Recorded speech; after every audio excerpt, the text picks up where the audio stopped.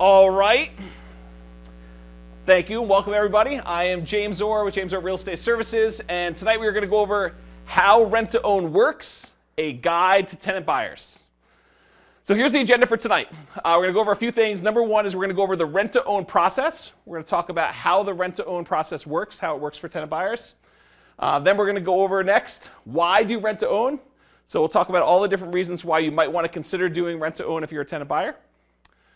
Then next we're going to go over cutting out the middleman. When should you not do a rent-to-own? So when should you decide to cut out the investor middleman completely and buy a property straight up on your own and not do the investor rent-to-own program? And then challenges. What challenges can rent-to-own solve? It does not solve everything. You'll notice that there are some very specific situations where rent-to-own can be really good for you, and there are a lot of situations where rent-to-own will not work for you at all.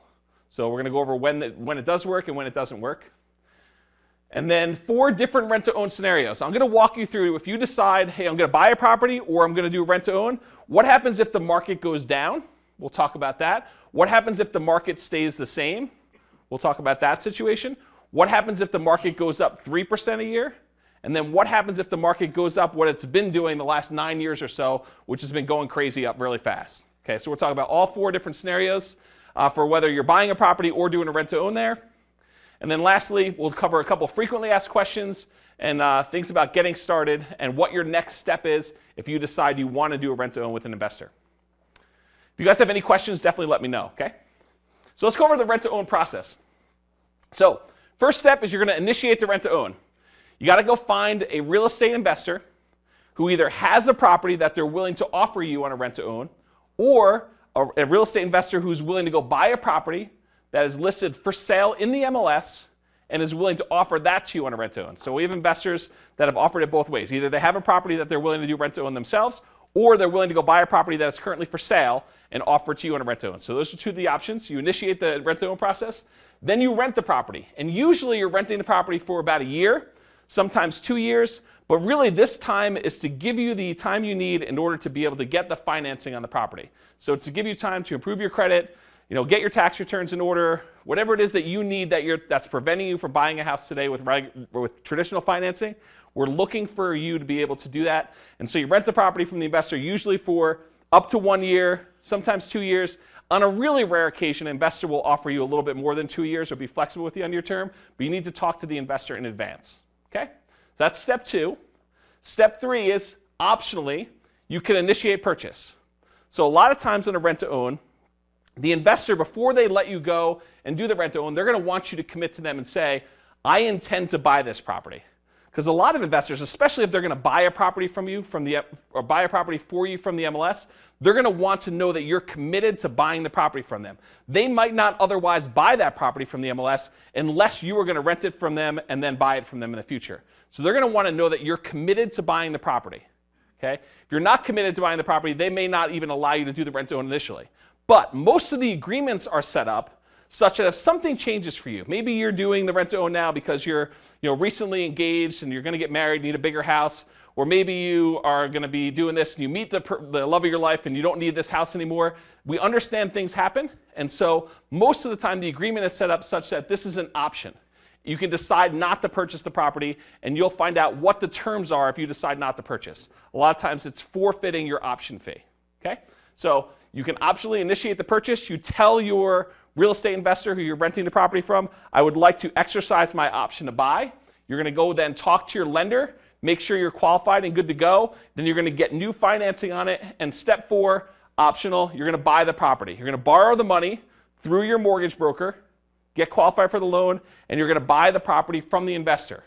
And usually there's not a real estate agent involved. I happen to be a real estate agent, but there's not a real estate agent when you're buying the property directly from the investor, so there are no real estate agent fees involved. Okay? So you're buying directly from the seller, who is the real estate investor in this case.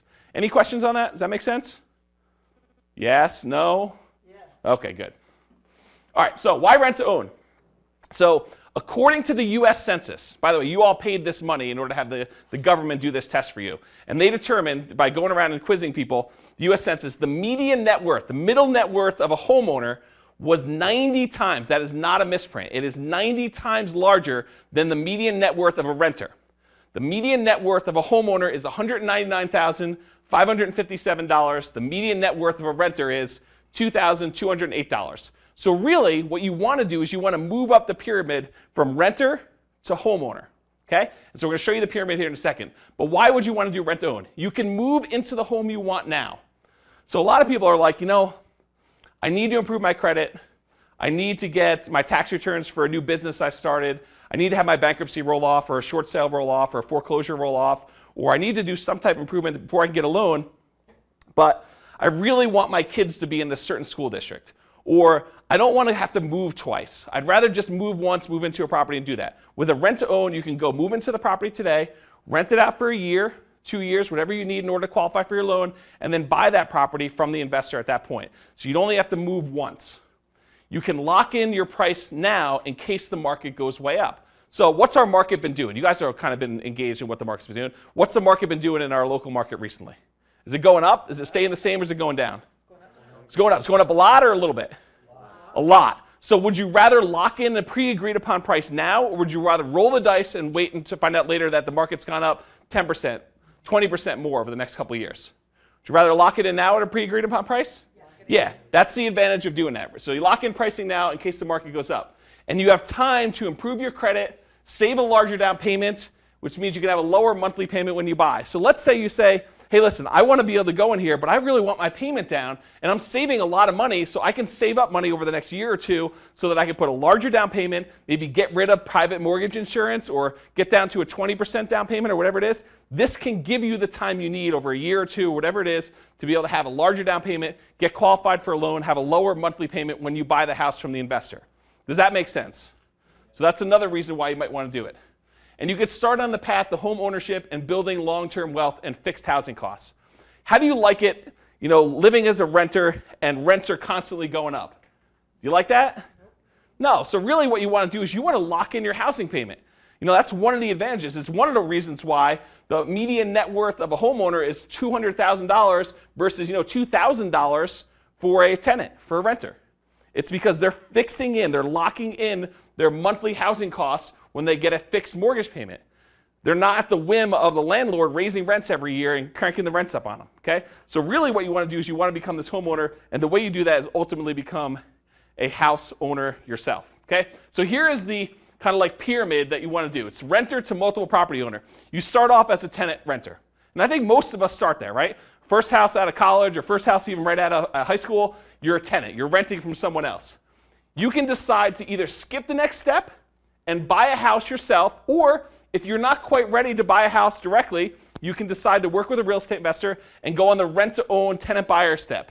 So this is kind of like the in-between between renting and buying a house, okay? So if you can't make the leap and buy a house directly, you need to improve your credit, get a bankruptcy, foreclosure, all those types of things, you could basically go and do a rent-to-own as step 3 or jump right to step 2. And then once you're a homeowner, I think you'll start to see the advantage of owning real estate, and you'll want to become an investor or landlord yourself, because that's really where most of the people grow their wealth in this country. Is that they own investment real estate, they're putting tenants in their property, and they're letting the tenants pay off their properties over a long period of time. So right now you may be at the tenant, you may jump over rent-to-own and decide to become a homeowner, or you might go to rent-to-own and become a tenant buyer, and then eventually, ideally, you'll become an investor and buy multiple properties. Does that make sense? Okay. So let's talk about rent, rent-to-own, and the buy decision tree. So no matter which one you're doing, I don't care if you're renting a property and you're going to ultimately buy a house, or if you want to become a tenant buyer and you're going to ultimately buy a house, or you want to buy a house directly. The first step in all of those situations is you need to talk to a lender. So a lot of times I'll have tenant buyers call me and they'll say, so James, I'm interested in doing this. Tell me how it works. And we go through basically the basics of this presentation and how it all works. But then what's the next step for every single one of them? You have to talk to a lender. We got to find out from you whether you can get a loan now. Because if you can get a loan now, you probably should skip over being a rent-to-own tenant buyer. You should buy the house directly.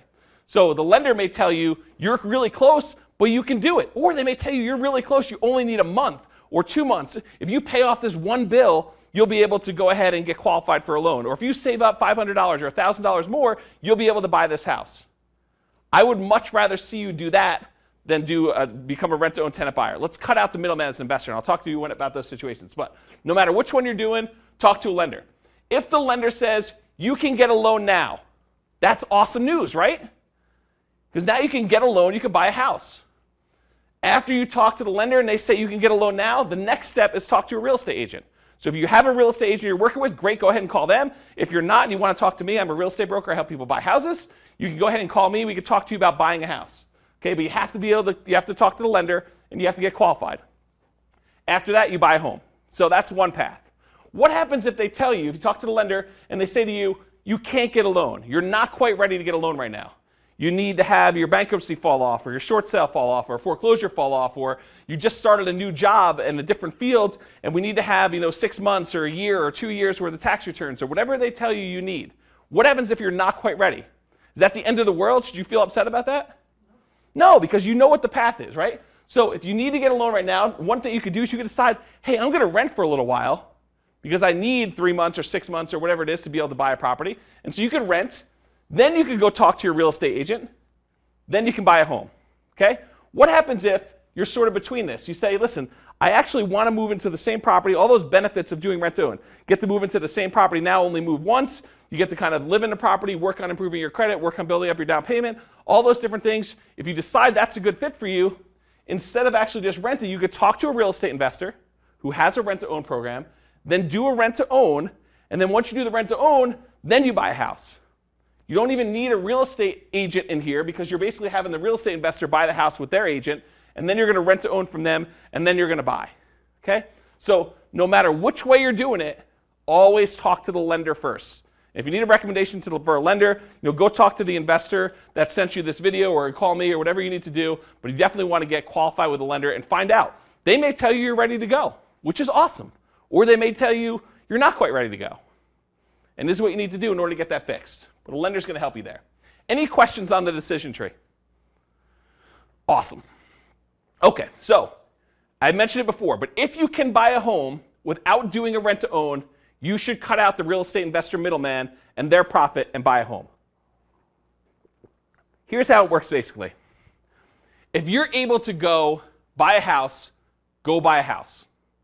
If you're not able to buy a house and then a real estate investor needs to get involved because they need to go buy a house for you from the MLS and then offer to you in a rent to own, or they happen to have a house that they already own there, what do they need to do in order to really to be involved? What would an investor need to do? What would make them excited about getting involved? Why would they bother? Yeah, they need to make money. If there wasn't an incentive for them to do it, they wouldn't do it. So the incentive for them is to make some money.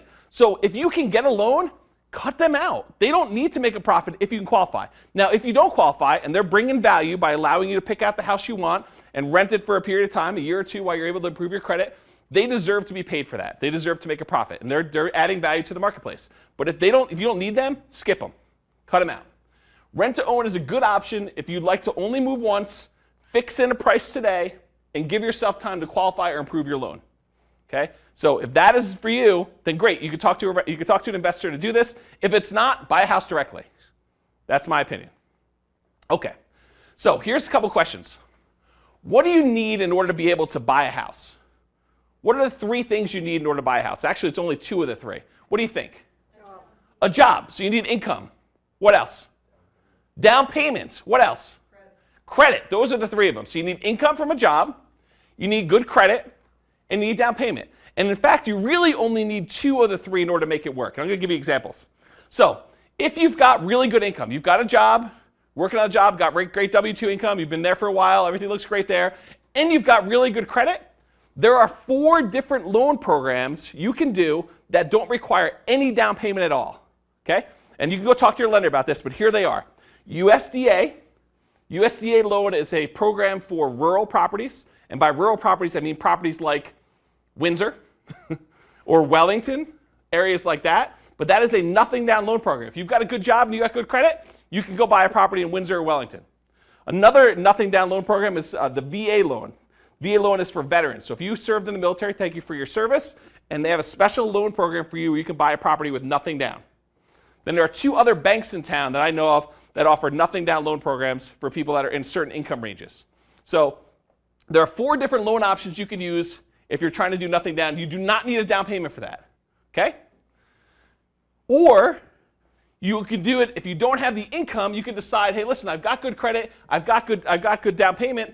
I can basically go buy a house all for cash, or put a very large loan down there and do an asset-based loan where they're not relying on your income, they're relying on your assets in order to qualify for you for the loan. So in that case, you don't even need income. Instead, you'd need these other two. You'd either need to have all cash to pay it, all cash, or really good credit and enough other cash from assets that they're willing to give you a loan based on your assets. Okay? And then what do you think the last one is? What do you think? So rent to own. If you've got good income, you've got a great job, that's not the problem. And you've got a down payment, which we would call an option fee for a rent to own, but you don't necessarily have good credit. Maybe you can't get a loan because you had a bankruptcy or foreclosure or short sale, or you need more job history, or something else is preventing you from getting qualified for the loan. If you don't have this one, but you have the job and you have the down payment, then the rent to own option might be good for you, because you can basically go on a property, rent it for a period of time, work on getting your credit, and then buying the property. Okay? But you need two of the three. Do you think you're going to be able to do this if you don't have the income? You think you'll be able to do rent to own if you don't have income and you don't have credit? Just the kind of option fee. What do you think? Probably not, right? What do you think? Can you do it if you don't have the option fee and you don't have good credit, but you have a job? No, probably not, right? You need two of the three. Okay, so let's talk about what rent to own can overcome and some of the challenges with this. So basically, rent to own can overcome some challenges with job history. If you need more time on the job to qualify for a loan, a rent-to-own program may be right for you, because the landlord, the investor coming in there, might say to you, hey, listen, I'll rent the property for 6 months or a year or 2 years until the lender has the job history they need in order for you to qualify for a loan. And so you can rent the property with the intention of buying it from the investor later. So job history, if you need more time, you can do that. What about this? Bankruptcy. Were you forced into a bankruptcy and need time before you can get a mortgage? If so, rent to own might be a good option. You can kind of wait it out. You need 6 months, you need a year, you need 2 years. Whatever it is that you work out between you and the investor can give you time in order to overcome the bankruptcy. What about this? Foreclosure. Did you have a prior foreclosure and need time to qualify? So in our market, the market's been going up pretty rapidly, but it wasn't always going up rapidly. And if you had a foreclosure, you might need more time in order to qualify for your loan. So the foreclosure is something that the rent to own would be a good option for. What about short sale? Short sales are when the lender accepts less than what's owed in order to make a sale. So basically, you didn't have enough in the property to sell the property outright. The lender will sometimes accept less than what you owe on the mortgage in order to do that. And so if you had a short sale, it usually prevents you from getting a mortgage for a little bit of time. And so if you need time in order to do that, short sale, that could actually work for rent to own. And then finally, credit issues. If you need time to improve your credit to qualify for a mortgage for other reasons, this is a good solution. Rent to own will be a good solution for that. Okay? So these are the reasons why rent to own might work for you. Right? If you've got one of these situations, that might be great. What about some of the things that rent to own won't work for? Because it's not like a silver bullet. It doesn't solve every single problem. There are certain things that no matter what the situation is, if you've got some of these other things, it doesn't matter. You're not going to be able to get a rent to own. Okay? So let's take a look at those. What rent to own won't overcome? No job. If you need to have some type of income or assets to qualify. So if you're coming in here and you're thinking, I don't have a job, my husband doesn't have a job, my wife doesn't have a job, whatever it is, and you don't have the income, it's probably not going to work for the rent to own, because the landlord's going to want to see that you can pay the monthly rent. What about an option fee? Do you think you need an option fee in order to do a rent to own? Yes, you totally do, because the investor's not going to allow you to go buy a property from them if you don't have the down payment. Okay? They're going to need an option fee for that. So if you don't have an option fee, you're not going to be able to do rent to own. It's not going to be possible. What about evictions? Do you think a real estate investor is going to go want to buy a property for someone that couldn't keep their agreement with their previous landlord and got evicted? Probably not, right? So evictions aren't going to work. What about references? So if you can't provide 3 people with something nice, 3 people you get to choose that can't say something nice about you, do you think a real estate investor is going to want to work with you and offer you a rent to own? Probably not. You get to pick them. Okay, so references. And you'll need good landlord references as well. And then a lender plan. You'll need to have a plan with a lender. The real estate investor is not going to want to put you into a property and allow you to rent to them knowing that you're never, ever going to buy the property. Why would they go buy a property from the MLS for you if you're never going to get qualified? So they're going to have you talk to a lender. The lender's going to say, yes, as long as they do X, Y, and Z, they're going to be able to buy a house in 6 months or a year and a half or 2 years or whatever it is. they're going to want to see the plan, and they're going to expect you to follow through on the plan. Okay? So they're going to want to see the lender plan. Now, no one can predict the future. I don't know what's going to happen in the market. The smartest people in the world, there's a slide I teach for a different presentation where I talk about the ability for people to make predictions in the future, and the smartest economists in the world get this wrong all the time. No one knows if the market's going up. No one knows if the market's going down. No one knows if it's going to stay the same, and it especially becomes harder the longer out you go. Okay? So, no one can predict the future, but there are 4 possible future scenarios. And this is a very oversimplified explanation just to kind of have you understand the 4 different things that could happen. So let's go over what they are. The first one is, what happens if the market goes up 3%? Okay? Seems like a reasonable thing. The long-term appreciation, for a very long period of time looks like inflation according to the Case-Shiller studies, but the market climbs 3% a year. What happens if that happens? I'm going to go over the scenario if you buy a house, or if you do rent to own, and you wait 2 years, and at the end of the 2 years, the market's gone up 3% per year. What does that look like for you? And I'm going to go into detail. The other scenario I'm going to cover is, what happens if the market did what it's done over the last 9 years? This is what history has shown us our local market, Northern Colorado, has actually done. Wouldn't you want to see, hey, listen, maybe I should make a decision based on what the market has been doing over the last 9 years? Right? Might that be a thing to kind of look at? So I'm going to show you what it has done, and then we're going to look at what the scenario looks like for you if you bought a house or did a rent to own, if the market continued to do what it's been doing for the last 9 years. What happens if the market stays the same? Prices don't go up, prices don't go down. A $300,000 house is a $300,000 house a year from now and 2 years from now. We'll look at that scenario as well. And then the last scenario is, what happens if the market goes down? What happens if the market declines 3% per year? What does that look like? And so I'll cover that for you as well. So we're going to go over these 4 scenarios so you understand what's happening with them. Before I do that, let's take a look at what the market has done historically in our marketplace. Okay? So I'm going to name some different cities, and I'm going to tell you what they have averaged each year for the last 9 years. So basically, this is the average appreciation rate, the average market going up over the last 9 years per city. Okay? And it's based on 2009 through 2017. We're in the middle of 2018 right now, so I don't have numbers for this full year. So Longmont went up 6.19% per year every year for the last 9 years. Loveland went up 6.02% every year for the last 9 years on average. Fort Collins went up 5.9% per year every year for the last 9 years on average. Windsor went up 4.61% every year for the last 9 years on average. Wellington went up 5.91%. Severance went up 6.28% per year. Greeley went up 7.9%. And Evans went up 8.54% per year every year for the last 9 years. Okay? That is what the actual numbers are for Northern Colorado. Okay? So I just kind of plugged in these numbers and I said, hey, listen, 9 years ago, if you were looking at a $250,000 property in Fort Collins and you had it go up 5.9% per year, that's a $502,000 property right now. So if you think, I'll just rent and I'll wait 9 more years, basically you're going to have to wait and pay almost twice as much for the same property. Think about it that way. In Loveland, $250,000 property 9 years ago, 507 using the Loveland number is 6.02. Greeley, 250 is 594. And Windsor, 250 is 450. Okay? So these property values have gone up significantly. All right, so let's take a look at these 4 scenarios. Remember, the first one we're going to do is what happens if the market climbs 3% per year and you move out in 2 years. So if you bought it with traditional financing, you decided you went and talked to your lender, the lender says you qualify. That's good news. So you're going to go buy the property. You buy a $300,000 home today, and you put 5% down. How much is 5% down payment on $300,000? Answer's on the board. $15,000. Okay? And I'm assuming you need $5,000 in loan origination fees because the lender needs to be paid in order to give you the loan. So their cost and some of the closing costs you have with getting that loan is about $5,000. So the total amount you need in order to buy this house is $15,000 down and $5,000 in closing costs, or about $20,000. You're going to live there for 2 years. At the end of year 1, we're assuming the property values are going up 3%. The $300,000 property is now worth $309,000. And if you wait 1 more year, at the end of year 2, the $300,000 property is now worth $318,270. Does everyone follow along with me so far? Because it's going to get complicated. Okay? You're going to decide after 2 years, you're going to sell with a real estate agent. What do real estate agents typically charge? It's on the board.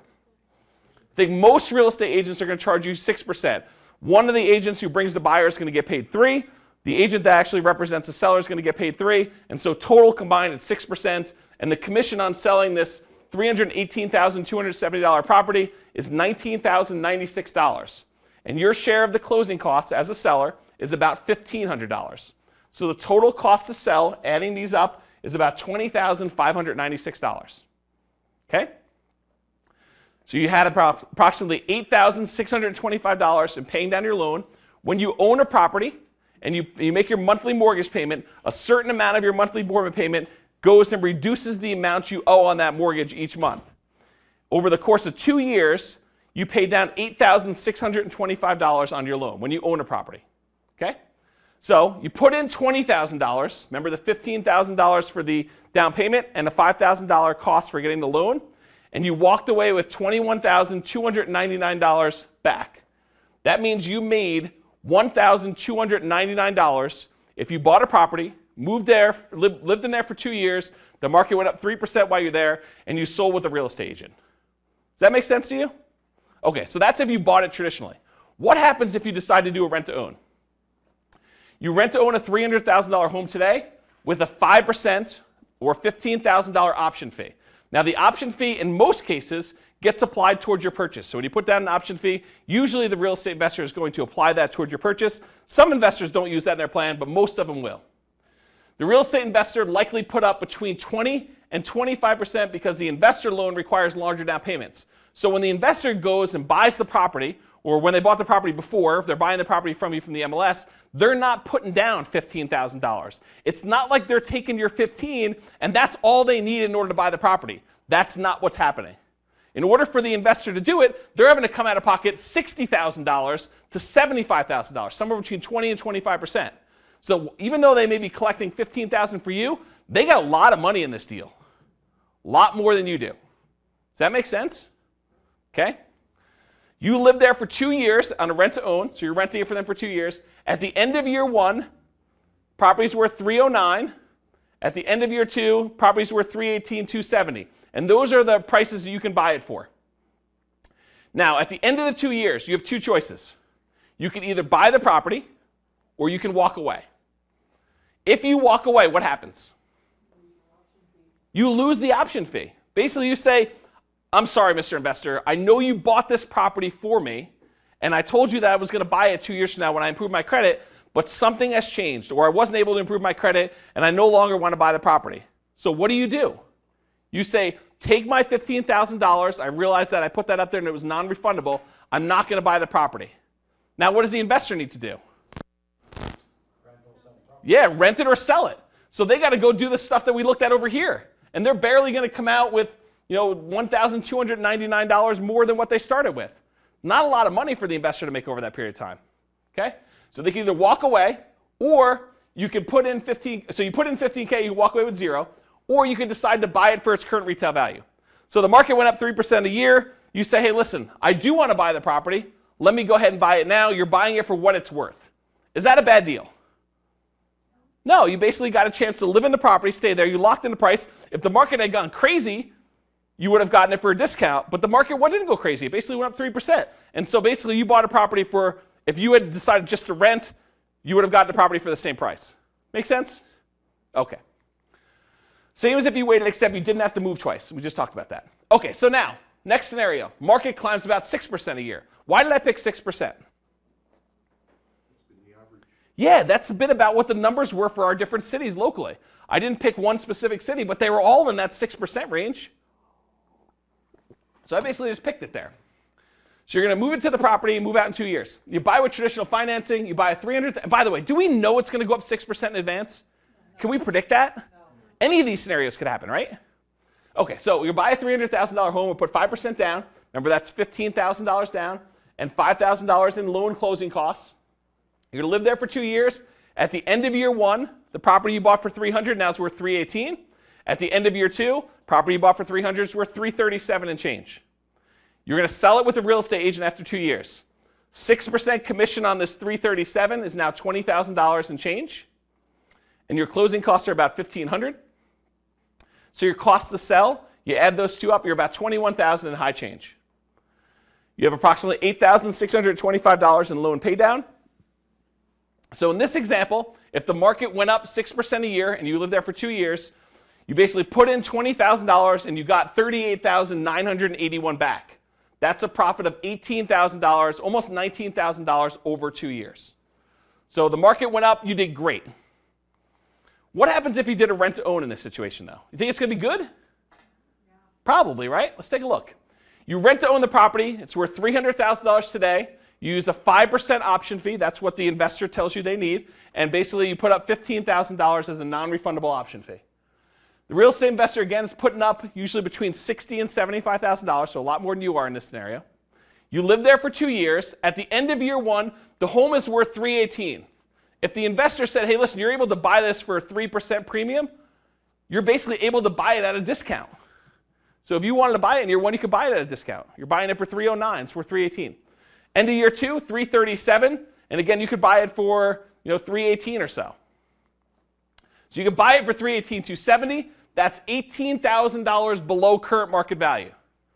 So by doing the rent to own in this case, you locked in your price at a 3% premium, and the investor is now willing to sell you the property for $18,000 below fair market value. Pretty good deal. You can either buy it or walk away. Let's say you're like, $18,000, that's nothing. I'm just going to walk away from $18,000. I don't care. You can walk away. You decide not to buy. You forfeit your $15,000 option fee, though, if you do. What happens if you get to this point and you're like, I don't want to stay here more than 2 years, but I've got some equity in my property. Maybe I should buy it and then immediately resell it to someone else. Could you do that? Kind of walk away with the profit? Sure. So you can put 15, in this case, if you forfeit it, you put in 15, you walk away with 0, or you could buy it and get $18,000 in instant equity. So that's the advantage of doing rent to own. You lock in your price now, and the market goes up what it's been doing, which is 6% per year, then you're able to do that. Make sense? Okay. So you can continue living there, sell it, or rent it out. You do whatever you want. You put in $15,000 and you have $18,000 in equity in this scenario. Okay. What happens if the market stays the same? Doesn't go up, doesn't go down. Runs through the same scenario. We'll move a little quicker now. You buy a $300,000 home, put 5% down, $15,000 down payment, $5,000 same closing costs. You live there for 2 years, the value stays the same. No value is going up. $300,000 property is worth $300,000.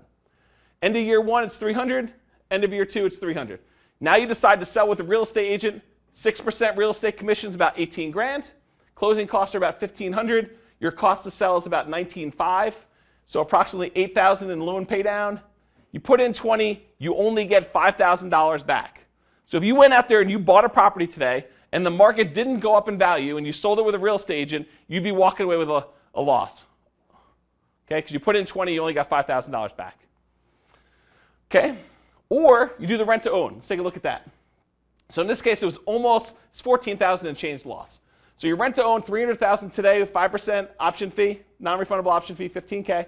Real estate investor put in $60,000 to $70,000, $60,000 to $75,000. You live there for 2 years, the value stays the same. At the end of year 1 and 2, it's $300,000. You can either buy it or walk away. Why buy it? It's worth less than what you agreed upon the purchase price. So your agreement with the investor was, I'll pay you $318,000 for it. It's only worth $300,000. Why would you decide to exercise your option and buy the property for $18,000 more than it's worth? You probably won't. You're going to say, no, I'm not interested. I will pass on my option. Okay?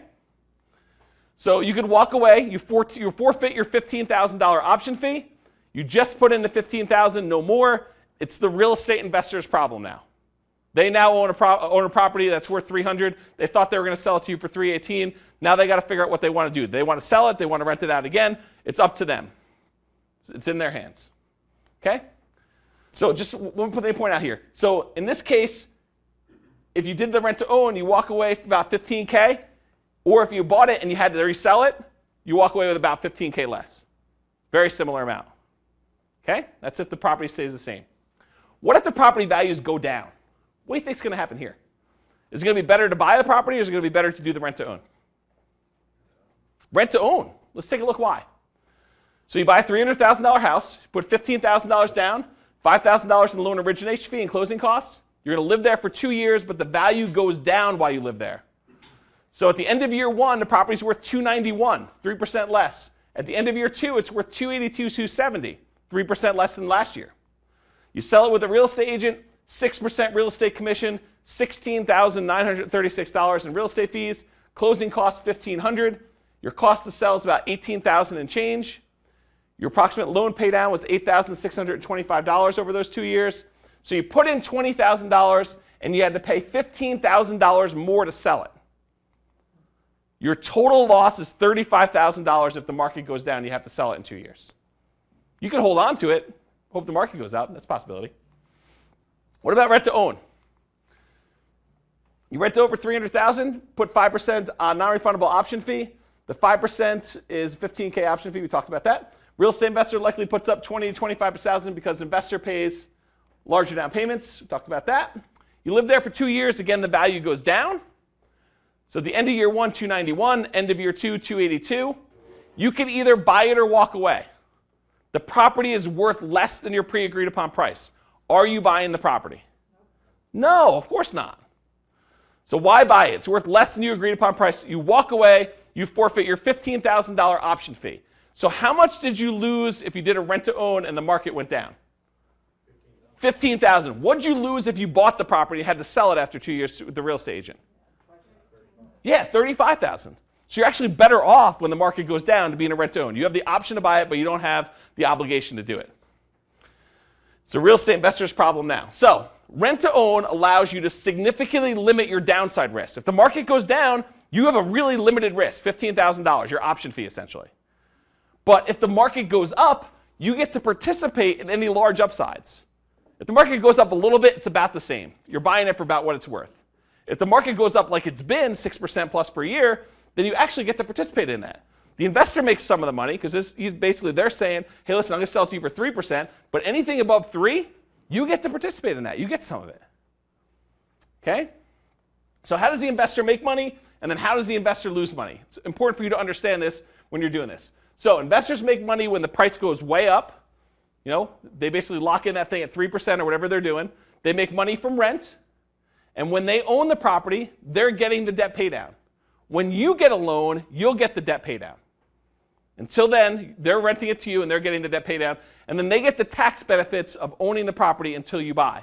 So there's an incentive for you to buy because then you get to go get the tax benefits and you get the debt pay down. So there's an incentive for you to do it faster. How do they lose money? If the property value goes down, they lose money. Okay?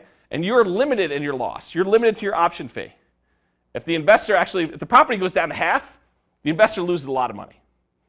Okay? You only are losing the $15,000 in option fee. If you don't pay rent or they have to evict you, they lose money. So they want to make sure that you kept all your agreements with your landlord, that you've got good references, that you've got a good job. They want to see all this stuff. And if rent declines, you know, if they rent the property for a period of time and then rents go down, that's problematic. And then the sales cost if you don't buy. So they can lose money if they have to sell it with a real estate agent. They're losing that money. So they want to see some way that they can overcome that.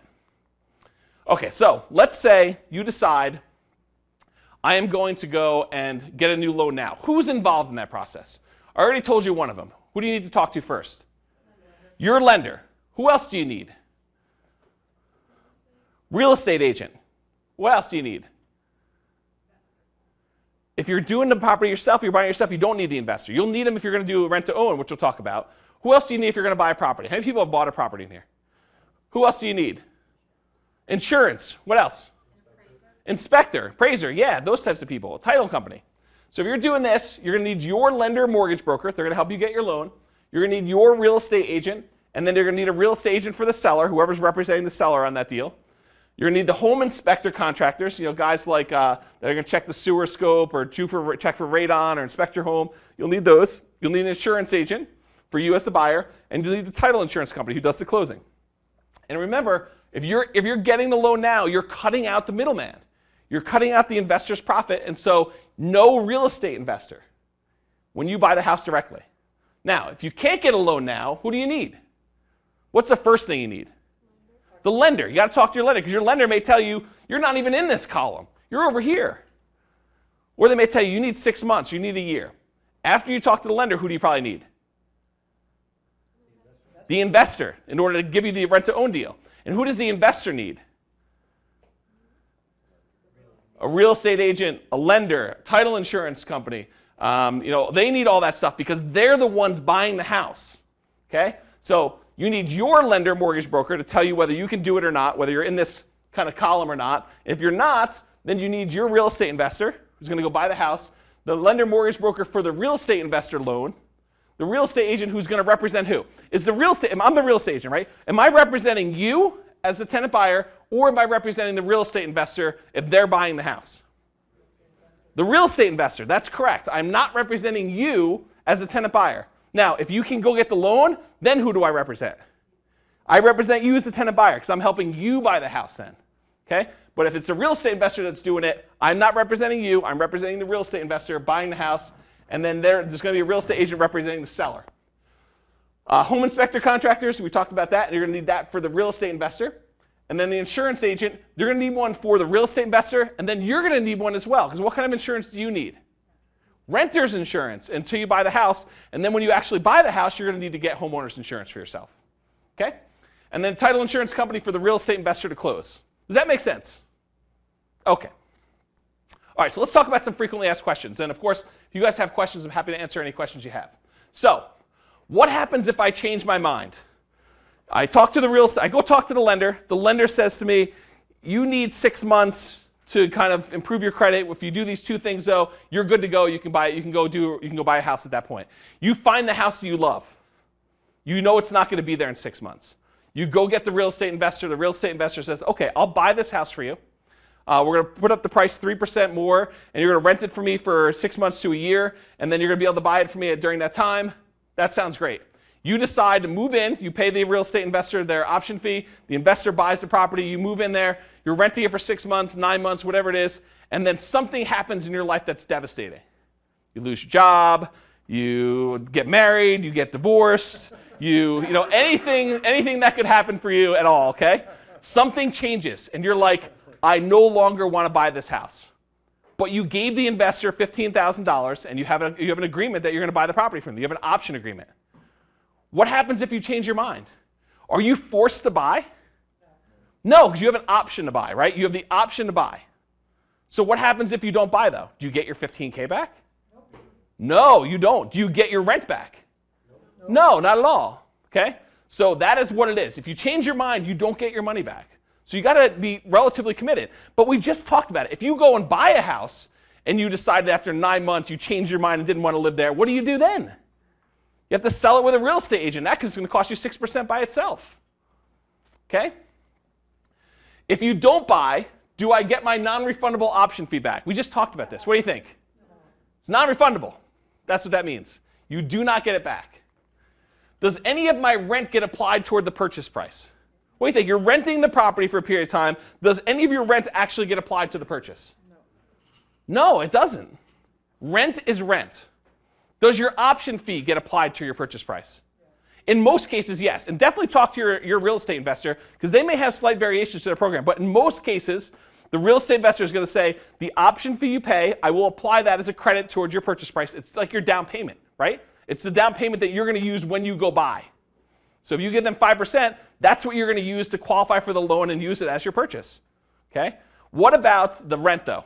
Is any of that getting applied? No, not at all. If I can get a loan now, should I consider rent to own? What do you think? I mean, should you go and just for fun pay an investor to go ahead and buy a property for you? I mean, if you're really nice and you want to go help the investor, just give him some money, sure, but there are better ways you could spend your money for fun. If you can get a loan, don't do the rent to own, because they're going to mark it up. They're going to collect rent. They're going to collect a profit on the sale price. So really, if you can get a loan, that's why you talk to the lender first. Buy a house yourself. Can I do this without an option fee? I'm sure there's one investor somewhere out there that has done a rent to own where they did not collect an option fee. You know, I heard once that there was a unicorn roaming around Horsetooth Mountain Park too. I've never seen them. So it's possible there's a unicorn up there. There may be a real estate investor that's willing to do this with nothing down. I don't think there is. Most of the investors I see are required, usually in the 5% range down payment as an option fee. Okay, so do you need one? Probably. Which homes can I buy with a rent to own? Every investor's program is slightly different. Some of them are only going to offer rent to own on houses they already own. And so they may say, hey, it's only this address, 1234 Main Street, or whatever it is for the investor that sent you this video. Or some of them have programs where they'll say to you, you go pick any property in the MLS, and as long as it's a decent property, it's not like one that I'm really going to have problems with if you decide not to buy, I will go ahead and buy that property, and I will offer it to you on a rent to own. But it takes a special type of investor who's willing to go buy the property you choose from the MLS. So realize that you should really appreciate that person. How much will rent be? What do you think? How much is rent going to be if you do a rent to own? Top of the market or a premium? Yeah, it's probably going to be toward the top of the market. You're not going to get a discount on rent. So that's one of the areas that investors typically make their profit, right, is rent. And when they make it on the price appreciation too. How much will I need? We sort of talked about this, but it's usually about 5% of the purchase price. Now, some investors may say, hey, listen, I want 7, or I want 10, or I want 15, or I want 25. But most investors, I think, are going to be in that 5% range. And it's totally up to you to negotiate that with your investor. They may say, here's my program. It's 5%, and rent is this. And if you are willing to do it, great. If you're not willing to do it, that's it. I mean, I'll look for someone else. They may say that to you. Is there a standard rent-to-own program?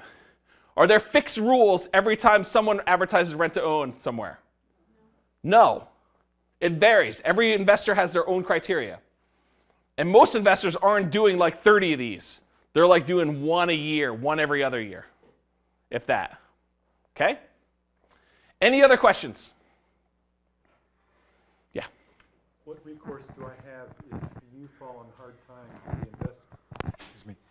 What recourse do I have if you as the investor fall on hard times and are not able to put that money that I gave you for the option fee, put that towards the purchase of my home? Yeah, it's actually a contractual obligation. So there is an agreement between you and the investor that says the money that you gave the investor as an option fee gets applied toward the purchase. And they already have $60,000 or $75,000 in equity in the property. So as long as you're not putting more than their 20 or 25% down, they have more equity in the property than you do. Does that make sense?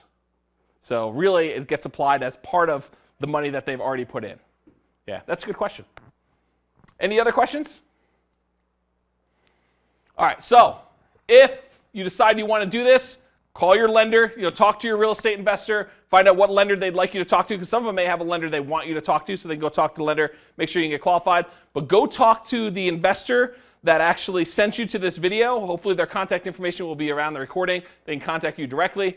If for some reason you talk to the lender and you decide, I do qualify, I can actually go buy a property, and you want to talk to a real estate agent who can help you buy, I'm happy to do that. Most of the investors that are going to be sending you this video are going to be having me help them buy the property. So you may see me and be able to ask me questions about stuff that way. But remember, if they're buying the property and offering you a rent to own, I represent the investor. If you decide you're going to get qualified with the lender and you want to buy a property, I can represent you. But I'm representing the person buying the house. I'm not brokering the lease option deal to you. Does that make sense? So if you need my contact information, here it is here, but if the investor's contact information should be there. We have one more question. Yeah. Wouldn't you say there's certain variations, though? Say you're in the unfortunate situation, either the house doesn't go up or it even drops a little bit. Rather than just walk away, you could always renegotiate the sales price with the owner, could you not? I mean, sure. So that they don't lose as much money as if you've already proved yourself worthy, blah, blah, blah. Yeah. I think some investors would totally be willing to renegotiate. Other ones would say, hey, listen, this is our agreement. If you decide not to buy it from me, I may just convert it to a regular rental and rent it out until the market recovers so I could do that. So some of them will keep it as a long-term rental and decide not to renegotiate. Other ones may be totally willing to negotiate with you. It's really up to them. And also you as a tenant, though, say you decide at the end, you've rented it you've done a 1 year with the possibility of a 2-year continuation. Yep. And a year and 4 months you decide for whatever reason, I don't want to live in this. You are still responsible for the length of that lease, though, are you not? Yes, just you as are. A regular and rent, so you understand renter. what the terms of cancellation are for that. And some leases, if you find a tenant to take over your lease, you can do that. But it's definitely read your lease with your real estate investor and understand what that entails for you. Yeah, those are really good questions. Any final questions? Awesome. Well, thank you very much, everyone, for coming. Stick around for kind of a little networking and asking any final questions. But I will stop the recording now. Thanks all for coming.